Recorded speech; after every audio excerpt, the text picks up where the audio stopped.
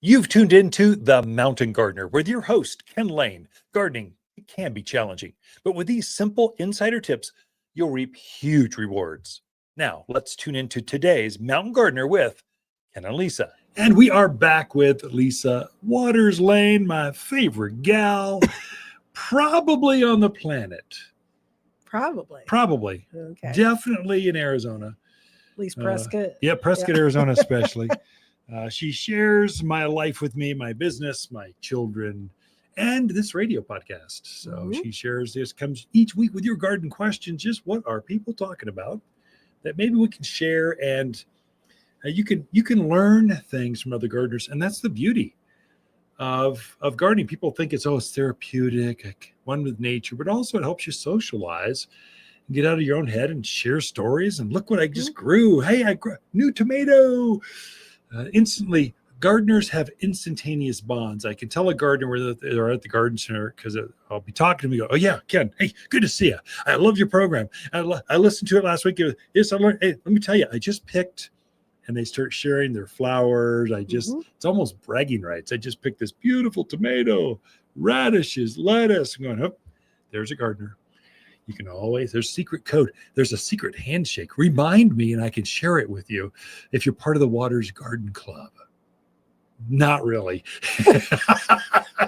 But there is wording. There's language that we use to go, that's a gardener. I got it. Whenever they're going, it's soil, not dirt. That's a sign of a gardener. Anyway, enough of how we identify. I'm impressed. You went a whole minute and 40 seconds. I'm not sure you took a breath. Some shows are more animated than others. I'm excited. Good. It's like garden season. Grandkids are coming next week. It's going to be exciting. Should be fun. We're baptizing a new granddaughter down in Phoenix. It's exciting. The family's gathering. It's exciting. I get excited. Yes, you do. That's what you love most about me. That's I'm still right. excitable after all these years. Now hurry up. Let's go. That's my world, people. Okay, let's get to some questions since this is the segment for questions. All right, Sue. She said she has struggled to grow lavender. She really wants to get some going in her yard. Okay. She wants to know, can you make some suggestions on which varieties grow best? Yeah. What environment they need, what kind of soil they need, and the water they need. Great. Did Sue tell us what city? She did not. Okay. Sue, you got to tell us where you're coming from, but basically this is for all of us. So lavender loves bright, blistering hot sun. Start with that. If you're underneath in a beautiful container with great potting soil, it's going to love that because it loves drainage. It does not like sitting in water at all. It wants more air in the soil than it does moisture. So if you fill up all those air pockets with water molecules, it's going to tell you about it. It's going to go, I am not happy. It's going to yellow in the middle. Then it's going to spread. You go, oh, it's getting dry. You're going to give it more water, and then it's going to double down on death. And so it likes the sun. It likes the heat. It likes drainage. If you've got it in a container and it's underneath that front covered patio, I know that's what's in the front of garden magazines and Architecture Digest. But lavender's going to hate that. It likes the sunshine. It doesn't want to be under the canopy of anything. In fact, if it could be outdoors 24/7, like Alaska style, hot sun all the time, even happier. That's the secret. Most folks plant them. They don't amend the soil enough. They don't dig out all the chunky rocks out of the soil. And so it doesn't drain very well. They don't add some new compost to keep that soil aerated, to stretched out. It just compacts right back down to its concrete, like clay soil. And now this plant is trying to struggle through this clay, and it can't breathe, and it's overwatered.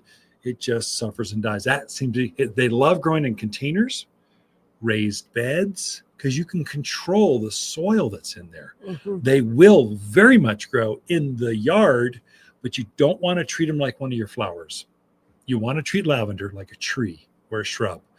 Water it once, twice a week maybe. It's happy. Treat it like you would your roses or your lilacs or your other shrubby kind of plants, and that's where it's going to thrive.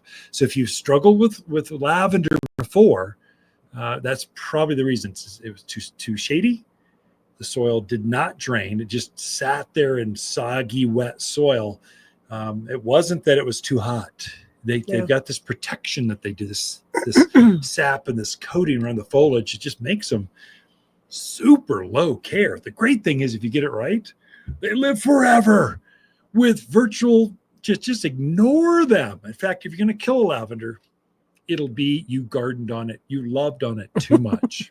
Ignore it, kick dirt at it, take a blow dryer, curse at it. It'll be happier than being pampered. Mm-hmm. So, and now's a good time to, if you're going to try it, now's a good time to come. It's a great time to plant for lavender. Absolutely. I think we have 4 to 5 different varieties up there right now. So great time to give it a whirl. Get it out there going. The reason it's one of the best times is because it's hot. Remember, they like bright, hot soil. They love that. So if you plant them in the spring, you'll struggle more because the soil's cool, the air's cool. It doesn't dry out very fast. At least now, if you overwater it, the heat's going to cause it to dry out quickly, which means you're less likely to make a mistake. That's all of your summer-loving plants.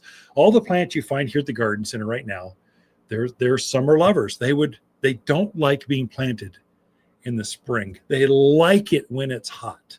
So you put your hot heat lovers out when it's hot out, and they thrive in that time. If you invert those, you put your summer lovers in the spring, your spring lovers in the summer, they don't like it as much. That's true. Everyone's got their own climate they like. That's true. All right. Our next question is from Ron, and I'm getting this one in the garden center all the time right now. Help. Aphids are taking over my world. So he's got them on crepe myrtles. He's got them on roses. The spray he was using, he thinks it's just not as effective. So how do you get rid of aphids? This is super easy, Ron, or anyone that's got bug problems. If you even sense there might be a curled leaf, that's aphids. Shiny foliage or shiny rocks, that's aphids. Sticky, gooey flowers, that's aphids. Or just crawling things that look like a big old spider, that's aphids. Not a spider. So what they do is they'll pierce the leaf and they literally suck the juice out of it. And so they don't typically kill a plant. They can stress a stressed plant. They can stress out more and kill it. But basically, they just make it look really ugly, and they stress the plant out. So what do you do? So Ron, here's what you do. So before we had a party last weekend, family's over, our 4th of July stuff. We're watching fireworks. We're just enjoying the evening, and you cannot have mosquitoes or flies at any backyard party.